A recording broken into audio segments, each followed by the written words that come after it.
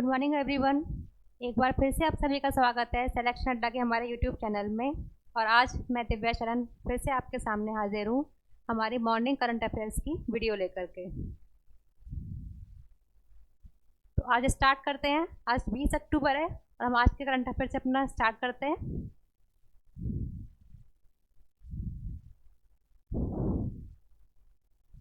Welcome to selection अड्डा। सबसे पहली खबर जो है आज एमएसपी को लेकर के, क्या होती है एमएसपी और कैसे इसका निर्धारण होता है, वो सब हम आज देखेंगे इसमें। सबसे पहले खबर में ये एमएसपी चर्चा में क्यों है इसके बारे में देखते हैं। Centre raises minimum support price MSP for a 6 rabi crops, still farmers are unhappy. केंद्र ने रबी की 6 फसलों के लिए एमएसपी बढ़ाया है, किसानों ने जताया रोष। आखिर ऐसा क्या हुआ कि एमएसपी के बढ़ने पर भी किसानों ने रोष क्यों जताया है? तो ऐसा कहा जा रहा है कि जिस स्तर पर किसान डिमांड कर रहे थे एमएसपी को बढ़ाने के लिए, या जिस लेवल पे जितने पैसों की वो डिमांड कर रहे थे, उस जितना एमएसपी बढ़ाया गया वो उससे काफ़ी कम है।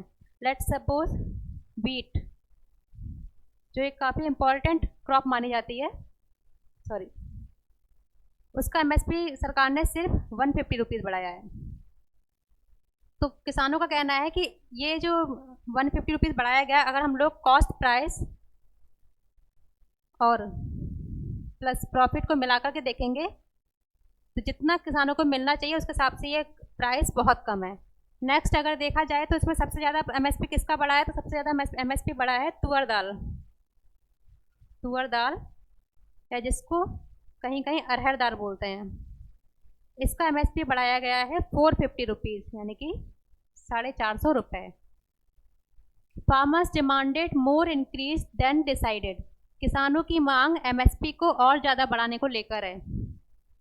एमएसपी किन किन फसलों के लिए निकाला जाता है वो देख लेते हैं। सबसे पहले 22 मैंडेटेड क्रॉप के लिए, जिसमें से 14 खरीफ की क्रॉप हैं, 6 रबी जिनका अभी एमएसपी बढ़ाया गया है। इसके अलावा 2 अदर कमर्शियल क्रॉप्स। इसके अलावा एक और चीज़, ये शायद टाइपिंग मिस्टेक है, यहाँ पर आएगा एफआरपी।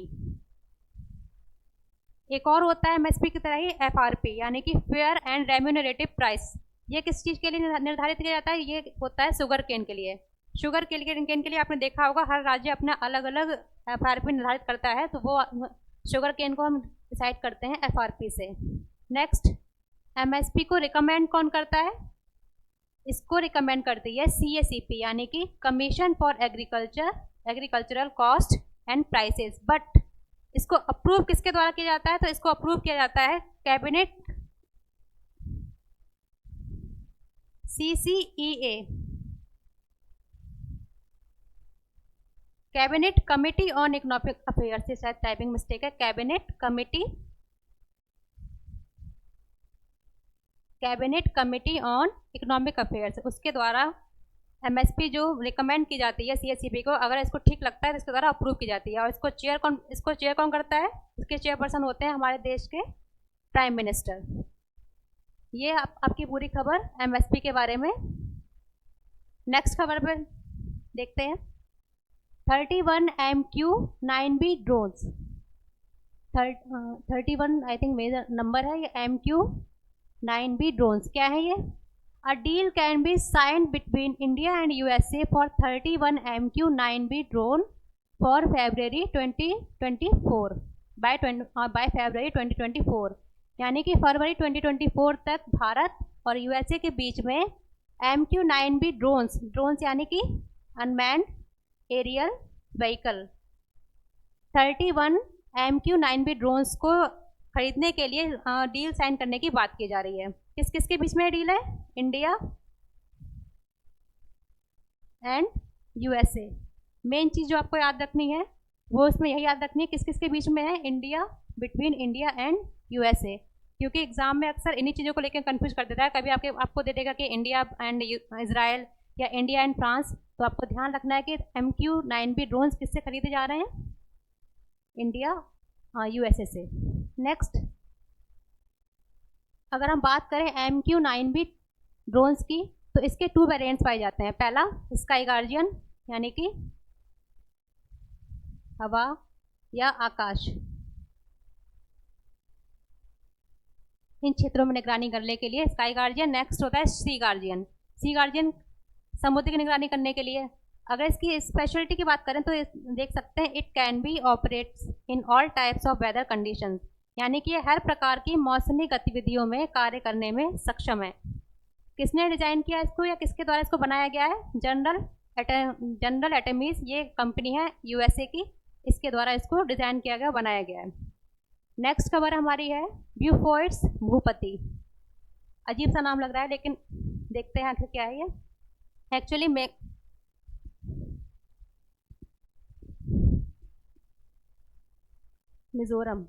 मिजोरम में एक डंपा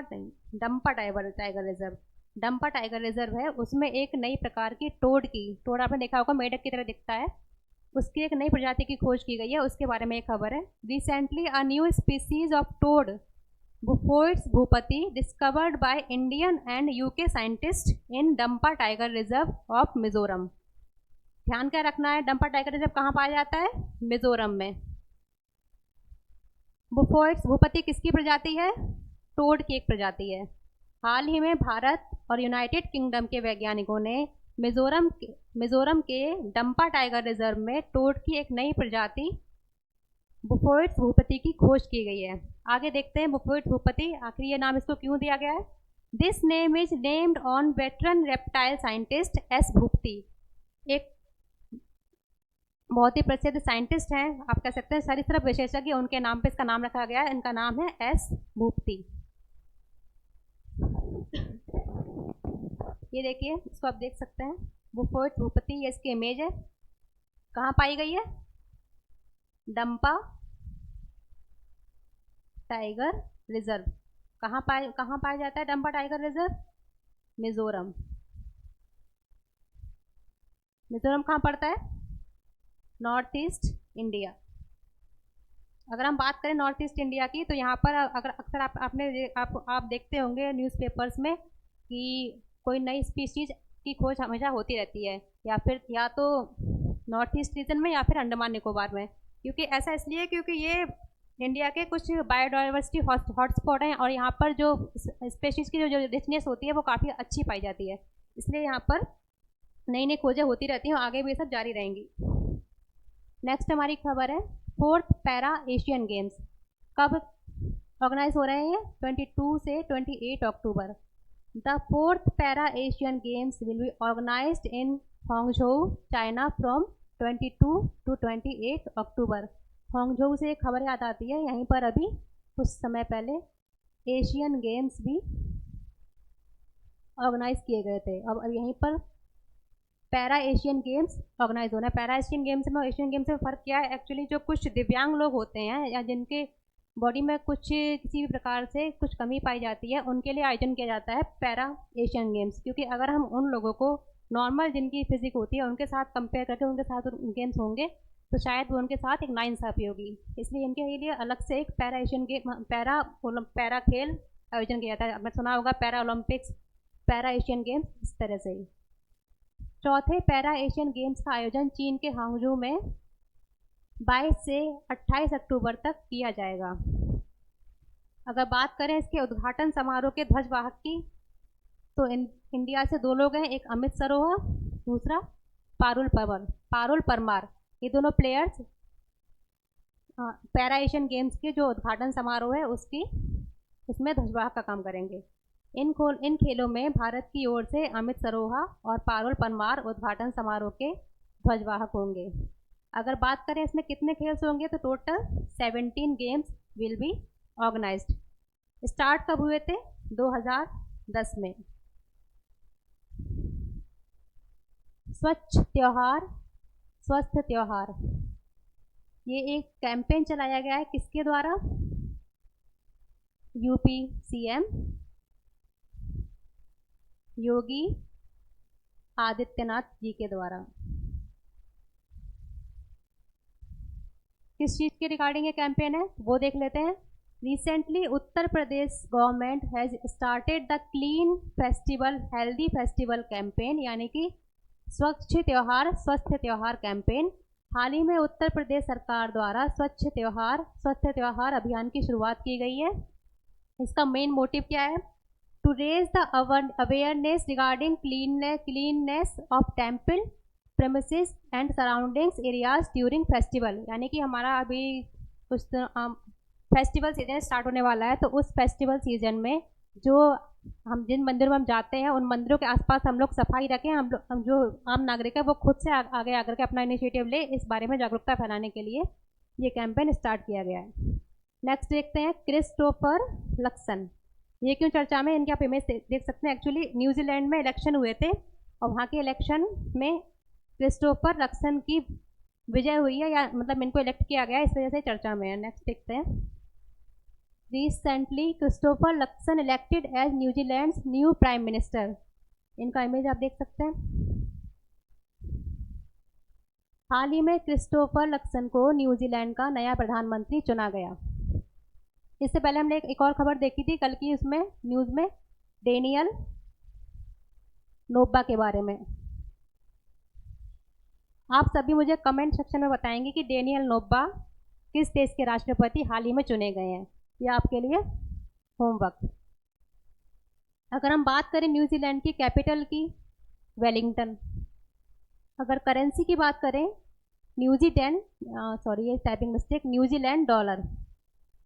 न्यूजीलैंड ये यहाँ की करेंसी जाती है। अगर क्रिस्टोफर लक्सन की बात करें तो ये न्यूजीलैंड के एक पॉलिटिशियन एंड इससे पहले ये वहाँ के एक बहुत बड़े बिजनेसमैन भी रह चुके हैं। अक्सर ऐसा होता है कि कहीं भी किसी भी देश में कुछ इलेक्शन होते हैं, यहाँ कुछ भी वहाँ खबरें होती हैं, तो हमारे एग्जाम में वहाँ से क्वेश्चन पूछे जाते हैं। और इस चीज़ के लिए सबसे ज़्यादा इंपॉर्टेंट है आपका मैपिंग सेक्शन। तो अगर जो कोई भी देश आपका चर्चा में है तो कोशिश करिए कि उसके बारे में, उसके आसपास की जो लोकेशन है उनको अच्छे से आप एक बार देख लीजिए। इसलिए मैंने इमेज लगाई है, यहाँ देख सकते हैं आप। ये हमारा ऑस्ट्रेलिया है। ऑस्ट्रेलिया के साउथ ईस्ट में पड़ता है न्यूजीलैंड। इसके दो भाग हैं, पहला नदर्न आइलैंड और सेकेंड सदर्न आइलैंड। यहाँ देख सकते हैं नदर्न आइलैंड, सदर्न आइलैंड। जो नॉर्थ आइलैंड है उसी के बिल्कुल साउथ पॉइंट पर पड़ता है यहाँ की राजधानी वेलिंगटन।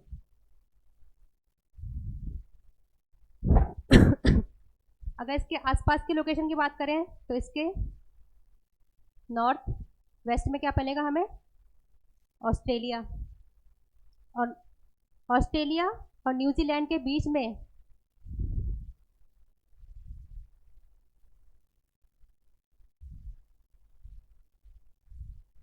ऑस्ट्रेलिया और न्यूजीलैंड के बीच में जो एक वाटर बॉडी पड़ती है उसको बोलते हैं तस्मान सी। ये आप देख सकते हैं तस्मानिया सी, तस्मान बेसिन। यहाँ वेलिंगटन इसकी राजधानी दो भागों में बटा हुआ है, पहला north island, second south island. और अगर इसकी हम बात करें पूर्वी दिशा की तो वहाँ क्या पड़ता है? South Pacific ocean. तो आज के लिए मेरी तरफ से इतना ही करंट अफेयर्स है। बाकी हम लोग कल मिलते हैं इसी टाइम पर सुबह 8 बजे। तो आप सभी प्लीज़ तैयार रहिए सुबह के करंट अफेयर्स के लिए। Thank you so much.